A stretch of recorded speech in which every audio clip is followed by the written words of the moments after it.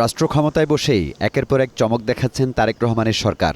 দেশের জনগণের আশা আকাঙ্ক্ষার বাস্তবায়নের প্রতিশ্রুতির পাশাপাশি জানিয়েছেন ১৮০ দিনের কর্মপরিকল্পনার কথা। কি আছে এই পরিকল্পনায়? তারেক রহমানের নেতৃত্বে নতুন সরকারের প্রথম অগ্রাধিকার বাজার সিন্ডিকেট গুড়িয়ে দেয়া। পরিকল্পনার প্রথম ধাপে পবিত্র রমজানকে সর্বোচ্চ গুরুত্ব দেওয়া হচ্ছে। সাধারণ মানুষের ক্রয় ক্ষমতা বিবেচনায় রেখে পণ্য আমদানি ও সরবরাহ ব্যবস্থা ঢেলে সাজানোর কথা বলা হয়েছে। প্রথম রোজা থেকেই নিম্নবিত্ত ও মধ্যবিত্তের প্রোটিনের চাহিদা মেটাতে সরকার সুলভ মূল্যে সরবরাহ করছে দুধ, ডিম ও মাংস।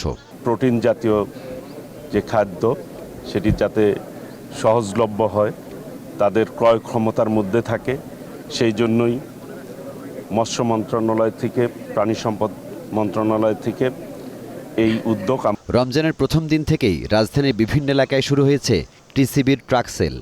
রাজধানীর নির্দিষ্ট পয়েন্টগুলোতে উপচে পড়া ভিড় প্রমাণ দিচ্ছে সরকারের এই উদ্যোগ কতটা সময় উপযোগী।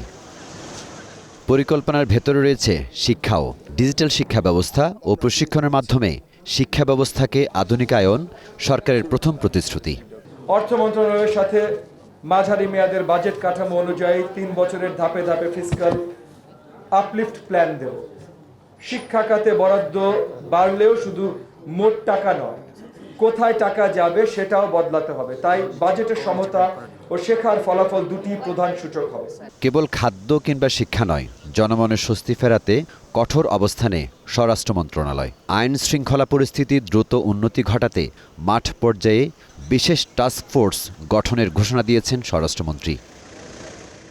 নতুন সরকারের ১৮০ দিনের এই রোডম্যাপ সাধারণ মানুষের মনে যেমন আশার সঞ্চার করেছে, তেমনি রয়েছে গভীর পর্যবেক্ষণ।